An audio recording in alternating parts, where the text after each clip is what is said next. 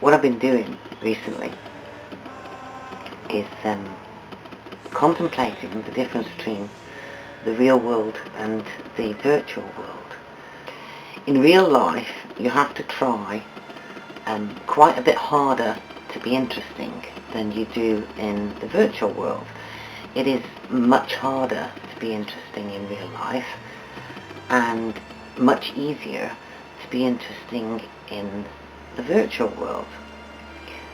And really the only question that begs is, if it is so easy, why aren't more people doing it? In the real world, it's quite hard to be economical with the truth. It takes a lot of skill and lots of years of practice to be very good at that. In the virtual world, it is really easy to be economical with the truth. In the real world, friends don't try to sell you things. In the virtual world, they do. And it is so nice to go to a social function in the real world and not have a single person come up to you all evening and say, buy my book. The virtual world is a really good place to take your medical and psychological woes. You can pretty much discuss them with anybody online, friends, strangers, anybody. Whereas in real life, you don't tend to do that.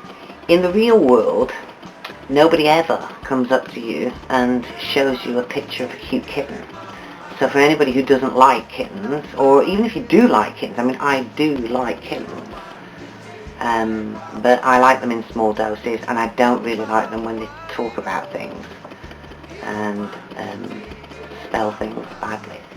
In real life, people don't generally come up to you and say, this is something I believe very strongly in, and you must believe very strongly in it too, and if you don't go around publicly saying you believe strongly in this thing, I'll know you're not a real friend. That never ever happens in real life. In the real world, when you say something witty, people laugh and possibly say something witty themselves.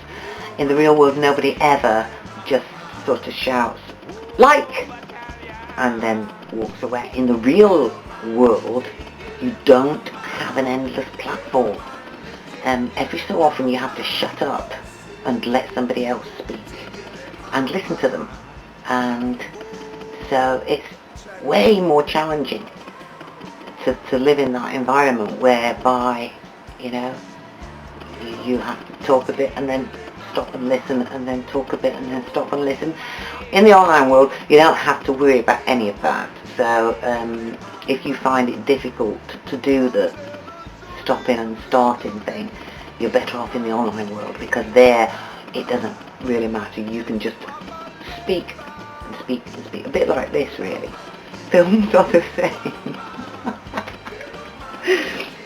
So yeah, make films in your den, and you can just talk endlessly without being interrupted. Yeah, and the other thing about the real world, you have to get dressed and wash your hair, and bathe and clean your teeth, and oh god, it's endless. Every day you have to do all this stuff.